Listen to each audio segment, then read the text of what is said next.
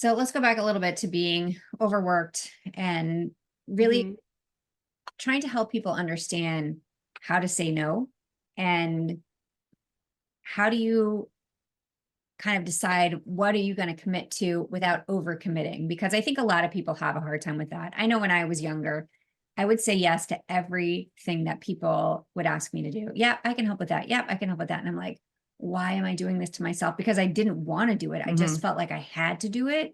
And I heard something yesterday that I really liked. Not that I didn't know this, but it's just nice to hear it like this, that when you say no, it opens the door for you to say yes to something else, something that you really want to say yes to. But Yeah. advice on how to say no, because for a lot of people, that's a struggle. Welcome to the Daughter Dearest Podcast with dynamic mother-daughter duo Simone and Olivia Knego, where they discuss the secrets of transformation and how to build bold confidence and unwavering resilience. From intimate conversations with inspiring guests to sharing their personal journeys of triumph and challenge, Simone and Olivia create a supportive space where every woman is encouraged to rise above her fears and love the woman in the mirror. Tune into the Daughter Dearest Podcast and join this special journey of connection and growth. Hi, everyone. Welcome to this week's episode of the Daughter Dearest Podcast. I'm Simone Knego. And I'm Olivia Knego. And today we have a very special guest, and this is a redo because we're using different software now, but we had a really hard time the last time we had her on, and Olivia didn't get to participate at all. Nope. So we asked her to come back, and we're so thrilled that she's here. So Marina Tolentino is a realtor by trade, mom to two littles who are 9 and 4, owner of Tolentino Honey Company, and is starting a nonprofit this spring. She is passionate about helping female entrepreneurs overcome hustle culture mentality and curate a life they truly love and can be present for. She's also newly homeschooling her third grader, which keeps life exciting. And actually, this might be a little bit old. You might be done with the homeschooling for this year. Like the year might be over. Yeah. But anyways, Marina, thank you so much for joining us. Yeah, I'm so excited to chat. It's going to be fun. So just first off the bat, will you introduce to our audience a little bit more about what you do and just what you love? Absolutely. Yeah. So I'm living in Hawaii, which I love life here anyways. It's beautiful year round.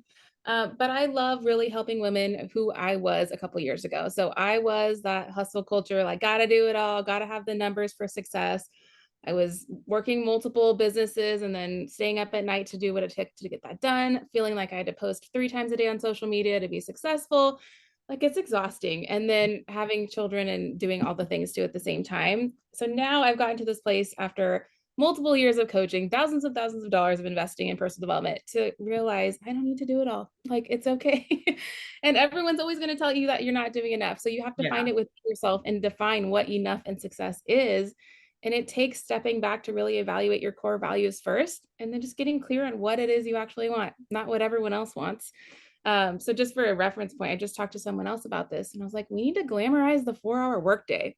Like there are women all across this nation that are working in 4 hours a day, maybe 5 hours on an odd day, but then we're clocking out and we're present moms, or we're doing a passionate hustle or whatever it is, but we actually have hobbies and we have a life, and that story isn't told enough. And so I'm really just trying to help women get to that place of their life. Yeah. I think that's such a huge point because we do all feel like if we're not working every second of the day, then we're doing it wrong, which is so incorrect. Honestly, my husband is home right now. He had surgery this week. He's doing fine, but he's like sitting there and he doesn't know what to do. He has literally no clue what to do with himself because all he does is work, and he loves working. So for him, that's great. But I'm trying to do work and he's like, pay attention to me. I'm like, I'm working. But we do have to understand that. And again, I'm not a big work-life balance person, but I feel like we do have to understand that there is enough, right? We don't have to be doing work every second of every day. Yeah.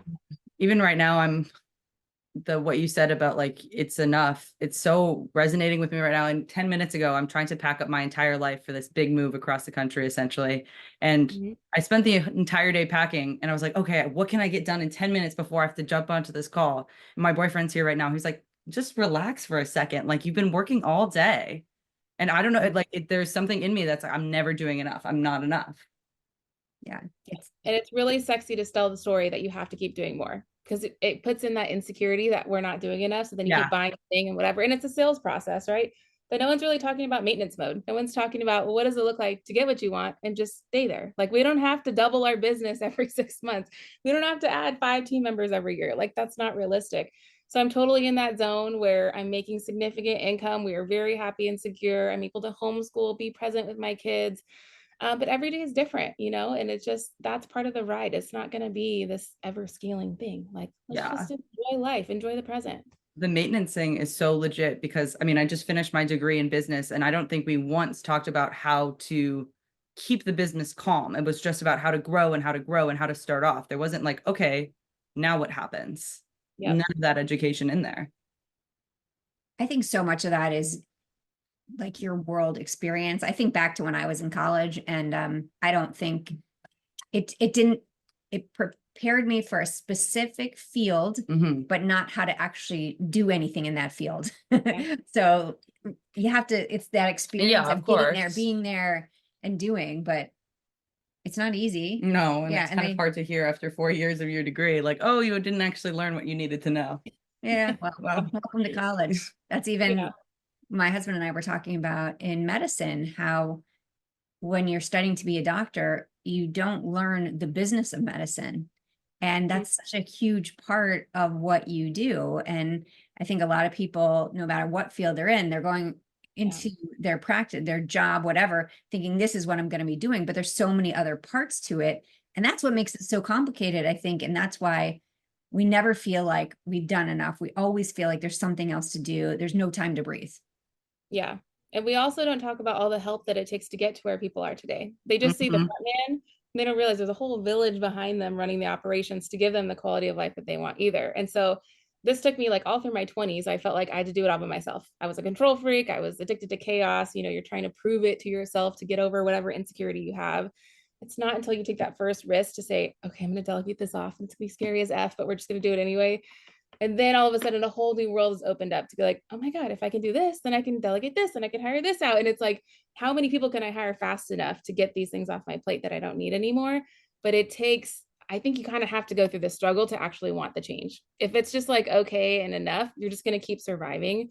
But do you guys have experience with that when you delegated things off, or how you hire assistants? Like, what's your insight? Yeah, for me right now, I have like 3 different people working with me, and I kind of actually am thinking, should I consolidate into one person that could do all the different things? And so that's really what I'm looking at right now. But for a long time, I was the person who had to do it all myself. And I don't know if it was so much that it wasn't like a pride thing. It was more like I felt like if I was a stay-at-home mom, I should do all of the things, right? Because I'm not working, I'm not contributing financially. I should cover all the bases, which is the dumbest thing ever, right? Again, if you look at the work that a stay-at-home mom does, it outweighs any. And also salary. If you look at someone who is hiring out help, they're not hiring an all-in-one chef, nanny, and laundry and cleaner. They have individual people for all of those jobs. It's that's true. So right now working with, trying to figure out what direction do I need to go with my business. I'm happy to delegate. I'm trying to teach myself new things, and I'm like, I don't want to learn this. Like, there's someone who's really good out there at doing this, and I'm going to take that off my plate instead of saying, oh, let's teach yourself something else today. And it's too much, right?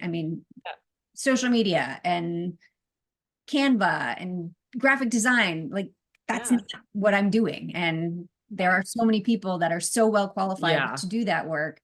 And I don't believe, and I'll be curious what you think of this, but I'm not a big believer in when people say they're self-made, because I do feel like it takes a village. Now, some people had to start somewhere, right? A lot of times by themselves and get to where they are today. But I always feel like you do have a team, you have assistants, you have family, you have something.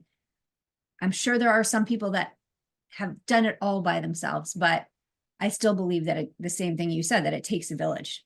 Yeah. Because even if you're self-made, or essentially, you're still getting mentorship. You're still getting guidance from someone. You're following someone else's footsteps usually. But that doesn't mean you couldn't be the only one that's door knocking and literally like wearing the soles off your shoes or your feet. Like that is, a hustle and a determination that's very solo in the beginning, but in order to scale, you have to delegate. That's just like essentials. But another thing I think people misunderstand about success is like you could see someone, especially in this digital marketing space, right, where they have this huge launch and you think, oh my God, they made $1 million this month. They're raking in the dough. Well, how much did it cost to make that $1 million? Like the expense behind the curtain? And I was talking to a friend about this, and she's like, oh, yeah, we have multiple 6-figure launches, but I spend multiple 6 figures to make those multiple 6 figures. And she's willing to do that to keep the quality of her life. And so, again, you have to define what is enough and just live there, because she could like keep more of that money herself and not delegate it out, right? And not hire all this talent to do it. But she has a whole team to get those launches to happen. And I just don't think people talk about that. Like the cost of making them. Yeah, they see what they see, and they ask about revenue. They don't ask about what's your net, right? What's your net income? At the end of the day, what did you actually take home after doing all this? Because everybody wants things to look shiny, right? Yeah, of course. When you're putting yourself out there, you want to look. That's why we don't like get dressed up when we record and stuff most of the time. Like we just want to be who we are. We're not trying to show off anything. We just want to have these amazing conversations. And that's why I think a lot of people make these assumptions and that everything is shiny out there because that's what they see, and they don't see the behind the scenes. We tend to be behind the scenes. Yeah. Which is awesome. I think that what is it? Authenticity factor is like critical in today's social media world. Like people want the real. They don't want all the fluff anymore. I think my generation has finally, I would say, it's hard to like contextualize an entire generation because me and my friends, at least, and the people I know have gotten sick of the fakeness online and the fakeness in person too. I think that like my friend group, we're really done with the fake niceties. And we were just talking about this yesterday, like, don't ask someone like, how are they doing? Because like, do you really want to know how they're truly doing? And especially with social media, I think TikTok has been good and bad in that sense, but good in the sense that every once in a while, you'll just see some rando post a video that blew up. And I was like, yeah, that's really real with your life and real with my life. And I really relate to that. And it's not just some beautiful image of a model that's been altered. It's like a real person trying on clothes. And sometimes they don't fit. Yeah. No, it's so true. So I think if we just keep bringing more of that, you'll just keep connecting with the right people, and then everything will be easier. So we just have to be ourselves. Yeah. You talked about mentorship for a second. I would love to kind of touch on that, talk about that. And because I know it's a big part of who you are and what you do. And I think it's so important. Yeah. And I think part of it is just once you achieve something, for most people, it's a natural sense to want to give it back of like, I want to help you get to where I got, but faster because I've somehow figured out this pattern. So let me just give it back to you. So this started to naturally happen in real estate where I wasn't mentoring previous to this. But I started to have success right away. And then agents would come to me, hey, what are you doing? Like, how did you get all these things all of a sudden? And so I would just start to regurgitate it back. And then before I know it, I'm hosting a weekly call with a bunch of agents. And then even in real estate, I've owned multiple companies, sold one for a profit. And now we're starting the nonprofit as well. And so there's a group of people that have been following me along the journey since the last 15 years. And so they'll pop in. So I've had like a wedding photographer jump in that wanted mentorship. And it's usually women that are they know they're so brilliant and so talented, but there's certain limiting beliefs that are just stopping them from doing what they actually want to do. So for example, this wedding photographer that I helped, she used to be on a team for the last, 5 years and has shot thousands of weddings, had just gone solo in her own business, and all of a sudden felt like she couldn't do anything. Like just apparently her whole portfolio was nothing all of a sudden. And I just really had to build her back up and say, you have all these skills already. You don't need to hire any other course. You don't need to pay for anything else. You just need to do you, boo. And so just through like a quick couple actionable steps to like do a launch of her mini course, by the next month, she had tripled her income by just us getting back to the basics and reminding her of who she already is and what she knows. So mentorship comes in a whole spectrum of different ways to do it because every business is different. But it's really just me to be in your back corner as your cheerleader and to remind you of a little bit of baby steps can go a long way, and we can see gigantic leaps in your business with just a couple accountability things. Yeah, I feel that it's such an important thing. I want to say, looking back, I didn't really have a mentor. I really didn't have a mentor. That's tough. I know. I've had a And lot of mentors. Like, lonely with that one. Yeah. even right now, I'm like, I really want a mentor, like for speaking, someone Yeah. that is a high level keynote speaker that can kind of just throw it all at me and say, these are the things you need to be thinking about. And so that's on my list of goals to Yeah. find someone that's willing to mentor me. And because it doesn't matter what age you are, right? The more people you have in your corner, the better. And I do think it's so important. And for you going to law school. Oh, I've had so many mentors on Yeah. this journey. Just, I mean, I didn't know where to start. The first thing I did was ask you guys to ask your people. Yeah. And like, hey, is there someone I can sit down and talk to? And honestly, a lot of the time when I'm talking to a mentor, I kind of just need the assurance that what I'm doing is the right thing to do and that I'm not just completely going out of left field. And because I mean, this is everyone's first time on the planet, my first and last time applying to law school. And I thought I knew what I was doing. And honestly, a lot of the time I was right on track, but I needed someone to be like, okay, that's right. But like, you can do it a little bit better. And I did get that. I think that the best part about a lot of mentorships is people want to give back. And I've always said that, like, now that I'm post grad, I've had actually multiple people in the last couple of days reach out to me about my journey through undergrad as well as my law school journey. And for all of them, I'm like, yes, absolutely, I'll help, because that's how I got here. I got here with the help of other people. And it's so rewarding to give back. Like Absolutely. It is more rewarding than any other sale you could get, because you're literally giving life into someone else from what you've experienced. I'm curious though, at your age, how do you have those initial conversations? Like, what are you saying to a mentor that's making them feel like, oh, you're not just a waste of time or whatever? Like, how are you pitching yourself? I think I'm just really, really honest when I first sit down with someone. When I was initially on my marketing track, I sat down with a mentor that I got introduced through an organization I was working with. And I was honest with him and I was like, I don't know if this is the right field for me. I don't know what I'm doing. I don't even know if I'm actually interested in this. Can you just walk me through where you even think the field is going? If you think I'm even the right fit for it? And I think what really helps me is just being authentic and admitting that I don't know. Like, I'm reaching out to you because I do not know. So just humility. Yeah, that's honesty. That's great. Sometimes people are afraid to admit that they don't know, but I think I've gotten over that, because there's a lot I don't know. There's a lot I do know, but you always need help. I'm a big believer in asking for help. Yeah. And working with a mentor, what's awesome is you literally get to skip through time and live through someone else's life experiences. You get to do it yourself. So it's a total life hack to have a mentor. But I do say you got to vet them well, right? Because there's all different shades and colors of mentors. And so understanding capacity and what is really you're going to get out of this, and realizing it doesn't have to be forever. I think sometimes we go to a mentor and think, oh my gosh, I have to work with them for a whole year. Not necessarily. You could use them for 2 Zoom calls, and absolutely change the direction of your life. So much power in that. I wish more people took advantage of the education that's out there, Absolutely. I think that you can learn something from everyone you meet. Oh, sorry, I took the words out of your mouth. Okay, we talk about that all the time, is that you can learn something from everyone you meet. And it's so important that we make use of that. It doesn't matter, like, you might think, oh wait, we might not be on the same page, but take the time, have a conversation, and in that conversation you already learned something. So you just never know where it's going to take you. It's so true. And then just an extra cherry on top of mentorship is, I think a lot of people treat business relationships like transactional, but realizing, and people always say, you're like the ultimate networker, Marina, you know everyone. Well, it's because I treat everyone relationally. I'm going to come back full circle 6 months from now and be like, hey, how's that project you told me about? Or you so-and-so got married. That's awesome. What's up with them? Like, you're just constantly building this relationship base. Doesn't mean we're all best friends, but again, we're relevant. When the time comes, someone will think of you, or who knows what, so if people can keep that frame of mindset, you're just going to be setting yourself up for more success in the future. It's really, for me, so much of it is about listening and paying attention.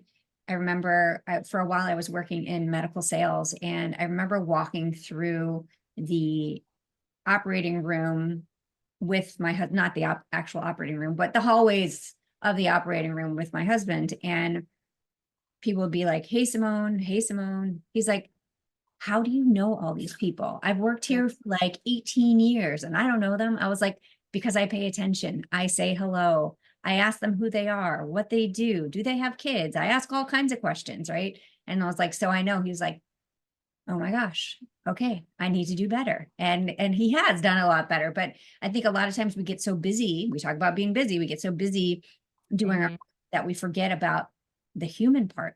Like that should come first, right? Understanding who people are and how you can help them. Nope, so true. Yep. So a honey company. I know Olivia and I were talking. She definitely wants to hear more about the honey company. It's so interesting to me. Do you want like the origin story or what do you want to know? Yeah, I have several I don't know, retirement plan options, and one of them is just to own a massive farm. Like I'm so into the idea of doing homesteading right now. Obviously later on, but yeah. Okay, so long story short, we had gotten out of the Coast Guard in San Diego in 2016, and we're moving back to Hawaii with my family, my husband's family. And then we knew that his mom had like a hobby of bees. We'd get honey like for Christmas all the time. Thought she had like 10 beehives, and we just hadn't visited in a while. Come back and we find out she has 250 beehives on our farm. Oh my And we were God. like, oh my God, what are you doing? And it's also like they naturally reproduce when they're happy, like the hives will double. And so they couldn't build wood boxes fast enough. So they're putting hives in cardboard apple boxes that they use to pack their produce in. And they're like scattered all over the farm. Everywhere you see, there's boxes. And we're so overwhelmed. And then she's also spending like thousands of dollars on equipment by the pallet to ship it to Hawaii, giving away honey for free. And so we're like, Mom, what are you doing? This is craziness. Like, this is nuts. And so initially we were like threatening her, like, you need to stop everything. You're just wasting all this money. But then I had a friend who was in the wedding industry and her nickname was Bee and she had a bee tattoo. She's obsessed with bees. She's like, Marina, can I please suit up and like go check out the bees? I'd love to open up a hive. And meanwhile, I'm the girl that's like at a picnic. If a bee flies on my plate, freaked out and screaming. Like that was me at the time. I'm like, okay, we'll like go just because you really want to.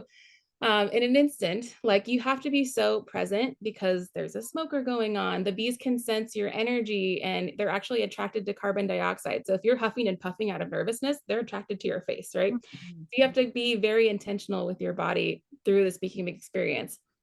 And then initially, like you pick up a frame, we're like, oh, this is crazy. You see the whole life cycle of a bee right there on a frame. So from egg to a baby hatching, just coming out of a cell, all the way to like adult workers and stuff. And I was like, holy shit, this is amazing.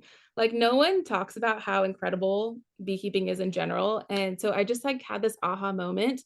And then I did a quick like research of the market. What's on the shelves? Well, it's a bunch of plastic bear bottles and they all look the same. And a lot of them aren't even sourced locally. They're like from other islands shipping into Oahu. I was like, you know what? I think there's some room in the margin here to like make something cool. So we made a really sleek, clean design, black and white.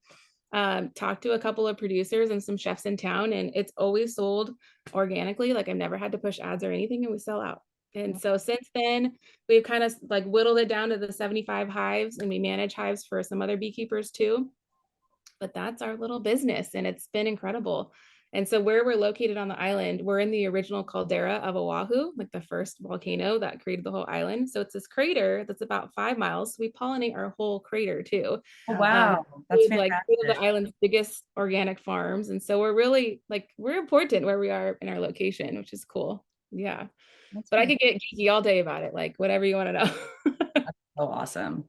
I also think that kind of goes back to what we were saying about maintenance and not wanting to grow your business. Yeah. You guys are just having a very successful small honey company. And I think that's fantastic. Yeah, big impact, big on relationships. So we're constantly networking with other producers. There are other parts of the island that are rainier, and so they need new hives every year. And so we'll sell to them. And so it's a little thing with a big impact. And it's a generational legacy for us. I love that. And so where you live right now, it's tell me your in-laws live there. Who's so I'm living at my in-laws' house. We're a multi-generational household. They have been farming out here in Waianae. So it's the far west side of Oahu. So about an hour from Honolulu.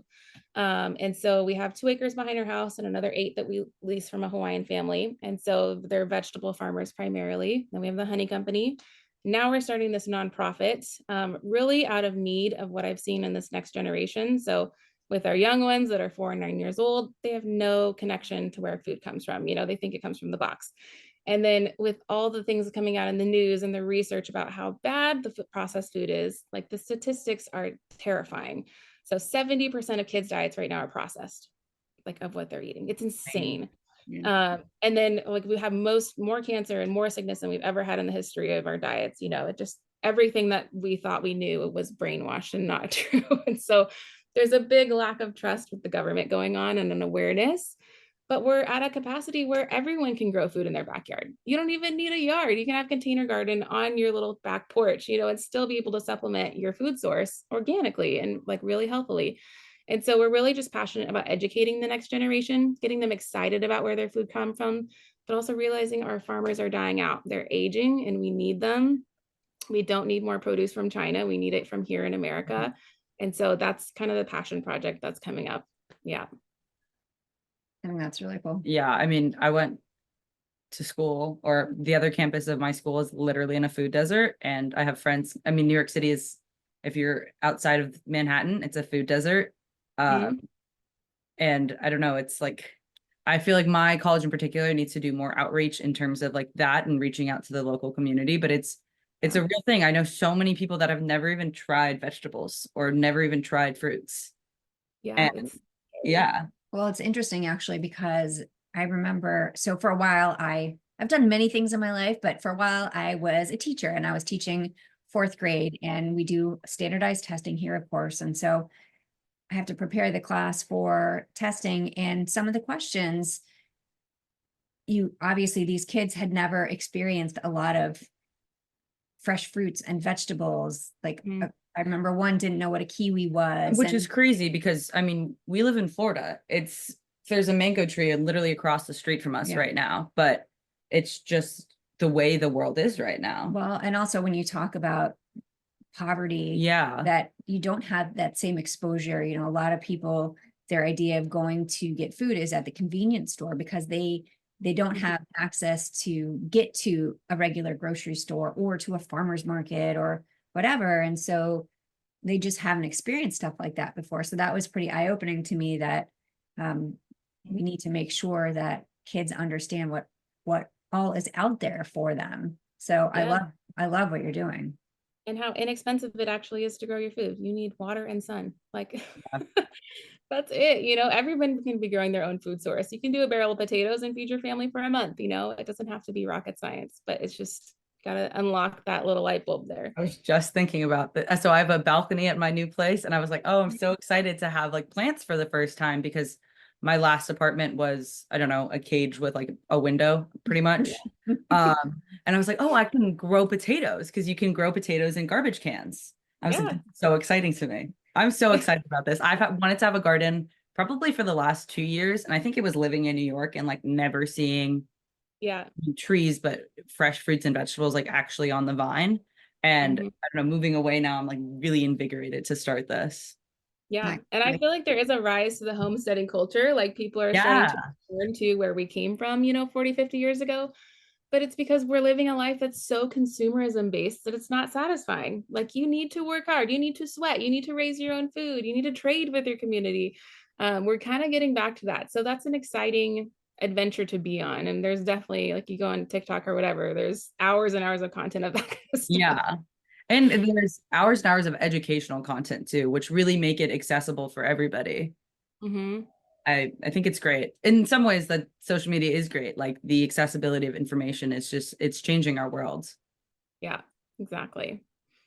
So let's go back a little bit to being overworked and really trying to help people understand how to say no, and how do you kind of decide what are you going to commit to without overcommitting? Because I think a lot of people have a hard time with that. I know when I was younger, I would say yes to everything that people would ask me to do. Yeah, I can help with that. Yeah, I can help with that. And I'm like, why am I doing this to myself? Because I didn't want to do it. I just felt like I had to do it.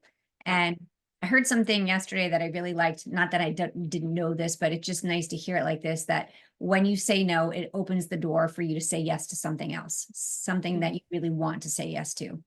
But advice on how to say no, because for a lot of people, that's a struggle. Absolutely. And I think part of it is being honest with ourselves to start, that there's usually some level of insecurity on why we're saying yes to everything, because we don't have, the internal compass to say, actually, there's a cost to everything. So every yes costs me something. So whether that's time, whether that's time away from my family or whatever. And it's also time away from probably what your actual goals are. So you have to realize, if I say yes to this, I'm saying no to this other project that was really important to me too. That's number one, getting super clear and honest with yourself. And then also, why do I need to please this person? Why is it so important for me to say yes to that volunteer thing when I really actually don't want to do it? Like, as you're saying yes, if you are cringing, that is your sign to change your answer and say no. But the thing I always tell my clients is like, start with let me think about it and I'll get back to you. We don't need to give immediate answers. And so often we're so eager to please that we're like, oh, of course I can help out. Of course I can do this for you. And then the second we hang up, we're like, oh, shoot, what did I just do? So it's okay to have an instant script and response to say, let me think about it. I'll get back to you. Or throw whoever under the bus and say, hey, I have to talk to XYZ first. Let me get back to you. Like, just name drop someone. That way yeah. I mean, I think I do that too. I've done that before. Yeah. But it just lets you get off the hook a little bit to give you that breathing room to say, actually, it's not going to work with me. And then even if you don't have anything in the calendar, make it up. Say, actually, I have an appointment at that time, or I have a schedule conflict. It's not going to work. And then maybe offering a suggestion of, if I can't do it, I know so-and-so is going to be awesome for you. Let me connect you via group text, and I'm sure she's going to have great answers or something. But so often people don't necessarily need the yes from you. They just want that moral support, and so it doesn't have to necessarily be you physically doing the task for them, but it could just be, I don't have the answer right now, but so-and-so does. So it's still able to help them and give them a good farewell, being kind and polite and all those things. So, and the more you say no, it is a muscle, and you'll be able to say no more and more and more the more that we practice the muscle. So just remembering that. Mm-hmm. Yeah. And we can't feel guilty. I mean, that's my biggest thing. Yeah. I mean, for me now, as I'm 52, right? I'm 52. Yeah. That I really forget sometimes, that I am able to say no without feeling guilty, because I know what I want. I know what I want to be doing. I know what I'm capable of. But when I was younger, across the board, someone would ask me for something and I would do it. I mean, I think I really struggle with the idea of saying no to all the things. I mean, as much as I would love to describe myself as a social person, I like to be in bed before 10 o'clock. And that doesn't really swing well when you're in college. And I honestly had such a hard time setting boundaries. So what would you say to someone that like is afraid of setting boundaries and afraid of being rude? That was my biggest thing, is I was always afraid of hurting someone's feelings while setting a boundary. I think I still am. Yeah. I think it's just being honest with that person. Like, if they truly are in your corner and they truly admire you as a person, they will also respect your boundaries. And so you have to create those bumper lanes for your life, realizing it's not going to do you any good to do this thing. So for example, I remember when I think my son was like 3 or 4, and I was pregnant, and I was saying yes to everything the church would ask me to do. Like, they were constantly like, Marina, you're doing design. Marina, we need you for this event. And I was doing all this decor all the time for the church. Meanwhile, I was still struggling with all my businesses and the small children. And I had the insecurity to keep saying yes because I wanted to please all these people. But it took someone to pull me aside from the church, who was an older auntie. And she literally gave me permission. She's like, Marina, it's a season of life that you probably shouldn't be saying yes, but I see you doing this and I see how stressed out you are. I want to give you permission to say no. And I needed someone to like kind of usher me into that permission. And actually the church was grateful that I said no, because they understand and recognize Marina's in a season of little kids. It's not going to be forever, but for right now, it's a lot for her. We'll find other talent. And it's much better to have, like, if you're going to say yes, to be joyful in the yes than resentful and grudging in the yes, because that's how the relationship changes too. So if I'm saying yes to everything and then I'm getting resentful about the yes, it's going to tarnish our relationship. Yeah. Versus if I actually have the capacity and I'm excited and joyful to help or say yes, then that's going to boost our relationship, so realizing everything has a cost. Yeah. And on this, what do you say to someone who won't accept your no? And that's not my people. That has happened to me. It's happened to me very recently. Yeah. And yeah, we are not aligned. Unfortunately, we're not connecting here. You don't respect me anymore. So that's where it draws a line. Mm-hmm. So what'd you do? I waited until I left the city. Oh, that's right. I mean, and it wasn't, I did not handle it in the appropriate way, because it was someone who would continuously, like, I don't know, push my boundaries within friendship. And honestly, someone I never really saw eye to eye to, but really she was wanting to reinforce this friendship. And I kind of was just like, okay, I'm leaving soon. It'll be fine. I'm out of here soon. And then she'll be out of my life. And I know that was an appropriate way of handling it. I wish I just didn't know what to do. Mm-hmm. Well, I think it's really hard when the other person, when you say no, won't acknowledge the no. Yes. And then I think you are valid in doing whatever you need to do for yourself. I don't think that's wrong at all. Yeah. I wish I had like, I don't know. Sometimes I wish I could be like courageous enough to be like, you are bothering me. Yeah. Which takes some big girl panties, you know, you gotta kind of own up to that. But again, that comes with being super clear with why you're doing what you're doing and where you're going. And if it doesn't align, you just gotta like, don't even look back, just full on confidence, knowing where you're going. Yeah. I was at this women's event a couple of days ago, and one of the speakers was saying how she had a woman who really wanted to go out to lunch with her and just like kept on keeping on, like had to say it like 100 times to her. And she's like, I have to be honest. She said, we have nothing in common. There's no reason for, like, she was like, and I was like, oh, it's kind of brutal. But she was like, you can only invite people on your bus that you want to be surrounded with. Yeah. And if you are not connecting or then they're not on your bus. You don't even stop there. Like, you just keep going, because otherwise you're surrounded by negativity or people that you don't align with, whatever it is. And it's so important that we remember that. So I know it's hard. It is hard. And you know, I mean, I think that now that I'm moving on to this next chapter of my life, like physically and mentally, I really am wanting to be clear with who I'm starting relationships with, whether that's professional or personal, but as well as like what those relationships will be.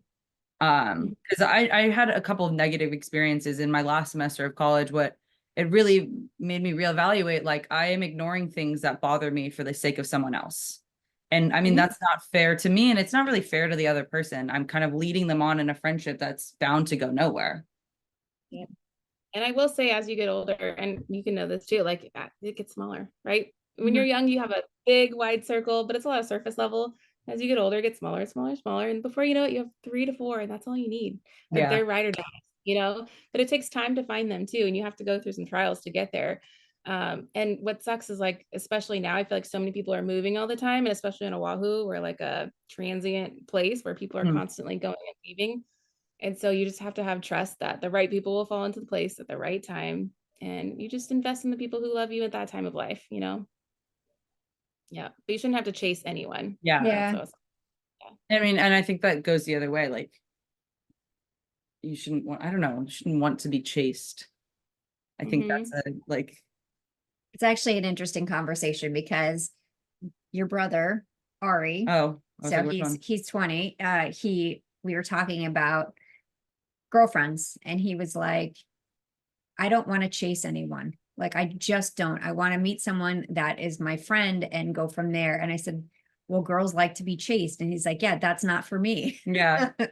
Yeah. I think, I mean, that whole concept, I don't think every girl likes to be chased, but it's just I agree. Yes. not really, at this point, I kind of realized it's not really worth putting effort into friendships or relationships where I'm not getting the same back, the same energy, at least.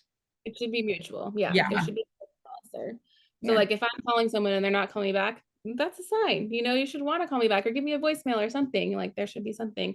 And I always say, like, with all my relationships I had through college, it wasn't until I met my husband, it was so easy. Like, everything was effortless and fun, and I didn't have to try or worry or anything. And that was the first time that I was like, oh, this is what it's supposed to feel like. But it takes all the duds to get there, right? And so same thing with friendships. It should be easy. We should be calling each other, wanting to hang out mutually, not just one person all the time. Yeah. So, yeah. And that's how I feel about my friendships now that I'm older, that those are the people I want to hang out with. They get it. If I'm busy and I text, I can't talk right now, they get it. They're not like frustrated. When I was younger, I remember I had friends who, if I didn't call them back, you know, right away, that means I didn't like. I was like, this is way too much work for me. Oh yeah. This is not real. Yeah. I mean, the people that are, there's a difference. Like, some people will never respond to texts, and that, you know, that's to each their own. Kind of bugs me a little bit, but if they're your friend, you know how to reach out to them. But the people that are very insistent, I mean, one time it was literally in the span of 5 minutes. I was like, my phone has been down. I'm trying this thing where I'm not on my phone 24/7. And that's a really, like, a weird place to be in, where people are like, I need this immediately. But life's not immediate. I can't always be at your beck and call. Right. I mean, you can be at my beck and call. Yeah, but I mean, even with you, it takes. I know. I mean, like, and I do I do what my mom used to do sometimes. And my mom would always, if she didn't hear from me for a while, she'd be like, "Are you alive? Are you alive?" So I'll text her and I'll be like, she's like, "I went to bed at 8 o'clock. Leave me alone." But I do it as just a joke now, because I think that is something that my mother used to love. I mean, she's kind of the same way. I know. She'll be like, "You have to call me because I might be dead." I'm like, "It's fine." She always has a story. And look, sometimes she won't even answer, and I'll be like, "Oh my God, here we go." And she's fine. She was hanging out with her friends. Like, it's very weird. You have to respond, but she doesn't. Yes. So one of the things that I don't want to say we'd like to talk about, but I think that when we share our struggles, we definitely can help other people. So we like to ask our guests, what do you think your biggest struggle has been, or that is continuing to be, or that you've had in the past? Any of the above. As a high achiever, it comes from adversity. And so I am constantly struggling the need to do more to overcompensate for my inability to be quiet and still. So that is an ongoing thing where, like, I have a really hard time doing nothing or resting. And I always feel like I got to fill it with something, be busy, like addicted to chaos, right? Because I lived in a chaotic household. And so it's an ongoing struggle, but I will also relate to other women who are going through that, because we realize, oh, this is actually like a defense mechanism that we built in ourselves to avoid whatever it was that we went through. So I think just it's an ongoing journey of grace and permission and just self-love, honestly, but it takes time. Like, I'm turning 36 this month and I still feel like I got a lot of work to do. It's just baby steps, but constantly looking back and seeing how far I've come, celebrating the accomplishments that I've done, because we don't do that enough. We don't give ourselves enough props that we earn. And permission to do less all the time is a constant struggle for me. Yeah. Especially with the little things that we go through on a regular basis, that we don't give ourselves enough credit for those things.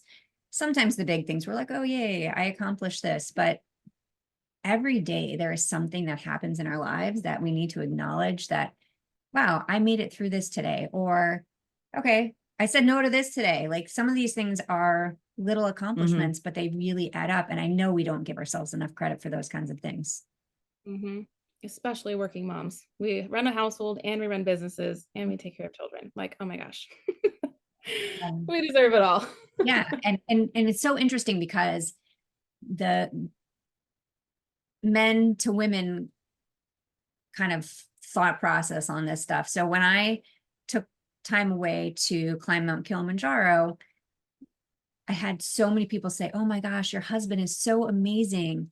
He really picked up the slack. He stayed home with the kids. He did all these things." And he's a great guy.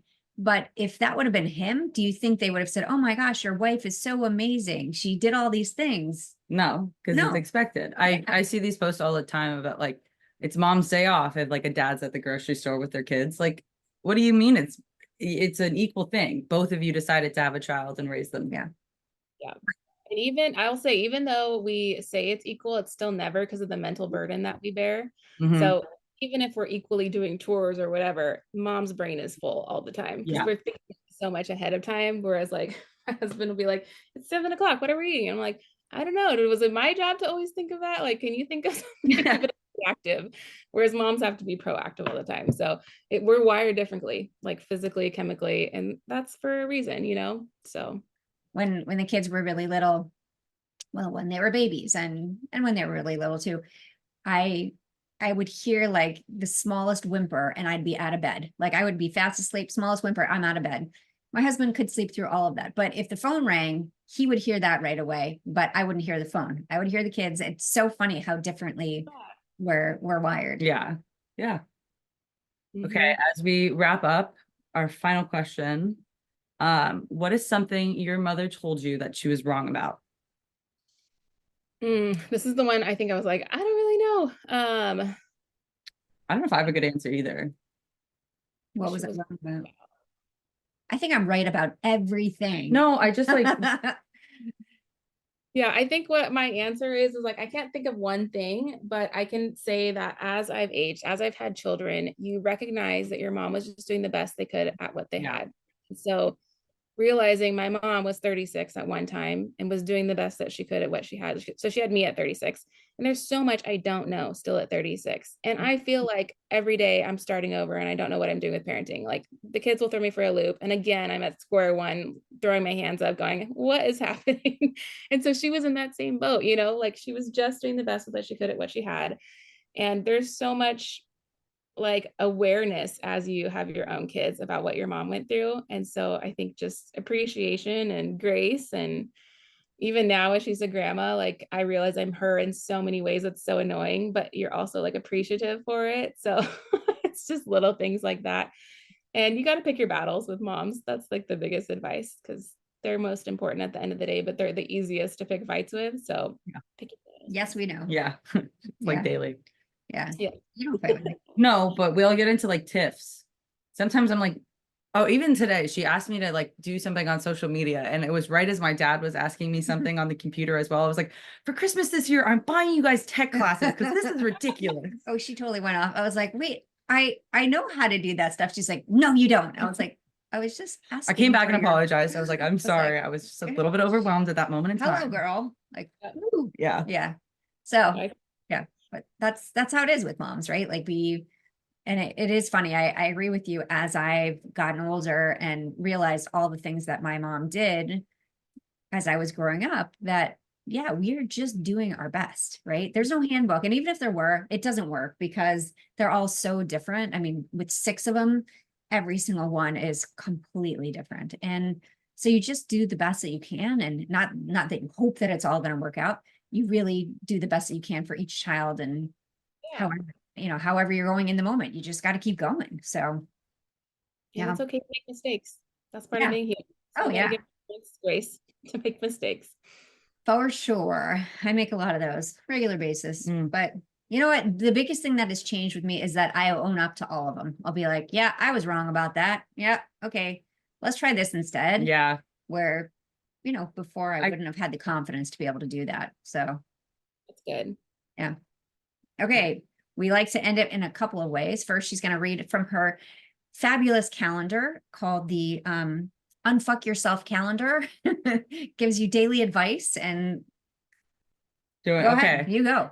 You're hardwired to win. You're always winning because your brain is wired to. The trouble comes when you really want. On a subconscious level, what you say you want are different, sometimes radically so. What does that mean? I don't know. I think Wait, yeah, I missed a word. I was The like, trouble comes when what you really want and what you say are so radically different. the trouble comes when what you really want and what you say. So when you're not being honest to Yes. yourself. Yeah. Yeah, absolutely. When you're saying yes to the things you want to say no when to. you got to be honest. Say no. Don't do the things that you don't want to do. Yep. Yeah. Okay. That fits pretty well. Usually it fits pretty well. Usually she doesn't have such a hard time reading it. but Yeah, I don't that's know. Tongue-tied a little bit. You got it. Okay. So thank you so much for being here today. Can you let our listeners know where they can find you? We are going to have everything in the show notes as well, but just throw it out there. Where can they find you? So much. This was great. And I just feel like this is such an authentic conversation that we need to keep having over and over and over, because all the things that we shared, we usually know them, but we just need that like poke again to be like, oh yeah, that's right. Like I got this, so this is a great reminder call. But no, I'm pretty active on Instagram. Like I'll post there to stories daily, but it's Marina T Tolentino _ because someone else had my name. And then I'm pretty active on TikTok. I just reinvigorated that account there, and it's just Marina Tolentino. So I've been having a lot of fun over on the TikTok. Oh, I'm going to go over and check you out on TikTok because I need to learn. I don't know. I'm not great at it either. I'm good at watching, not posting. Well, we're going to go check you out there. Well, thank you so much for joining us. We love having these kinds of conversations. And I agree with you that we need reminders about this stuff, right? Like we know this stuff in the back of our head, but if we don't talk about it, it doesn't happen. Mm-hmm. So yes, thank you. I'm so excited to keep connected. yes, Thank absolutely. you. Thank you so much for joining us on this week's episode of the Daughter Dearest podcast, and we will see you next time. Bye, Have guys. a great day. Thank you for listening to the Daughter Dearest Podcast with Simone and Olivia Knego. We hope this episode has made your day just a little bit brighter and given you the inspiration you need to confidently go about your week. Always remember to be authentically you. Don't forget to like and subscribe so you never miss an episode. And feel free to connect with them on Instagram at Daughter Dearest Podcast, at Simone Knego, and at Olivia Knego. Till next time.